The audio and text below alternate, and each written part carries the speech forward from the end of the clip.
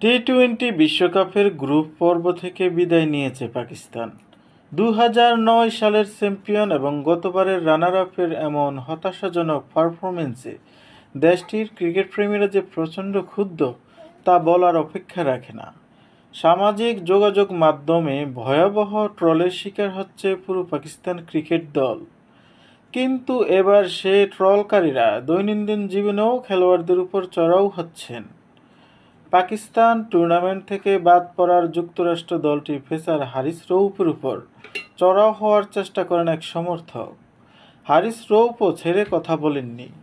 কথা কাটাকাটির এক পর্যায়ে তাদের মধ্যে প্রায় হাতাহাতি শুরু হয়ে যায়। এই ঘটনার একটি ভিডিও মুহূর্তেই সামাজিক যোগাযোগ মাধ্যমে ছড়িয়ে পড়ে। খেলার পারফরম্যান্সের মাঠের সমর্থকদের আচরণ নিয়ে ক্ষুব্ধ প্রতিক্রিয়া জানান ক্রিকেট বোদ্ধা থেকে শুরু করে সাধারণ ক্রিকেটপ্রেমীরাও। হারিস নিজে শুরুতে বিষয়টি নিয়ে উচ্চবাচ্য না করলেও সামাজিক যোগাযোগ মাধ্যমে ভিডিওটি ছড়িয়ে পড়ার পর এ বিষয়ে মুখ খোলেন।